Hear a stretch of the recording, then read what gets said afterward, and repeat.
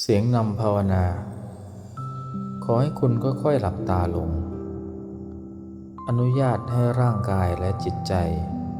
ได้พักจากความวุ่นวายของโลกภายนอกไม่จำเป็นต้องจินตนาการถึงสิ่งใดขอเพียงใช้เสียงคลื่นและจังหวะลมหายใจของคุณเป็นครูนำทางในวันนี้เริ่มจากหายใจเข้าลึกๆอย่างมีสติรับรู้ถึงลมที่ไหลผ่านหายใจออกยาวๆปล่อยวางความหนักอึ้งที่คุณแบกรับไว้หากตอนนี้มีอารมณ์ความรู้สึกใดผุดขึ้นมาจงมองว่ามันเป็นเพียงคลื่นไม่ผิดมันเพียงแสดงว่าทะเลในใจคุณยังมีชีวิตอย่าต้านคลื่นแต่อย่าไหลตามให้รู้เฉยๆแล้วมองผ่านไป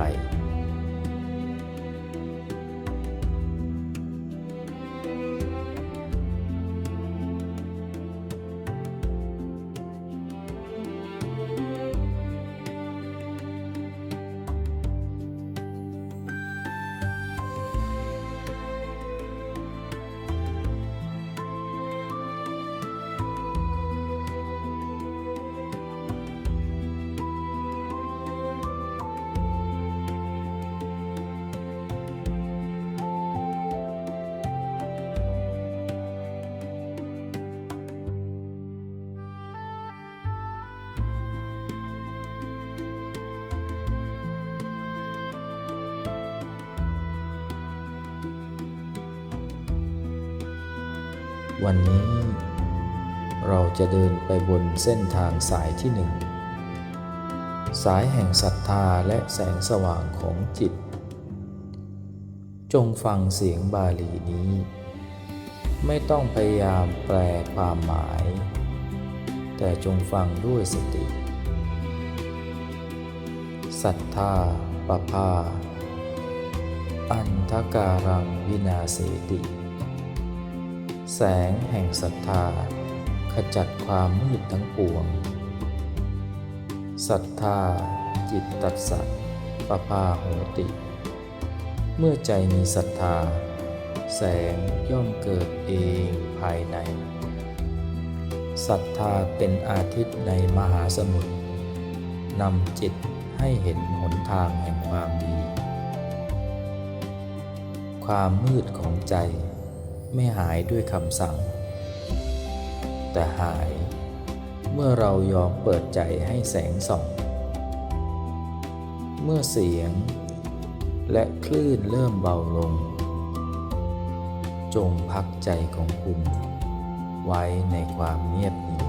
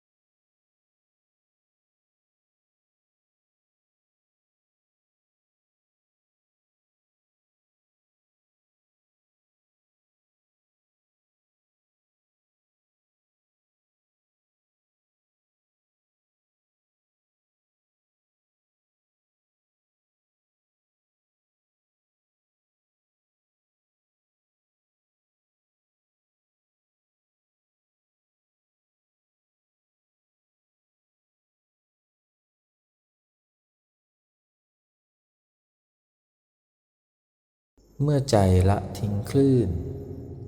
จิตก็พ้นภัยจำไว้ว่าจิตนิ่งเมื่อใดทรัพย์แห่งความสงบย่อมเปิดออกเมื่อนั้นค่อยๆกลับมารู้สึกตัวหายใจเข้าลึกๆหายใจออกช้าๆลืมตาขึ้นพร้อมกับหัวใจที่เป็นดั่งมหาสมุทรสงบใสและกว้างใหญ่พอที่จะอบอุ้มทุกคลื่นของวันนี้ได้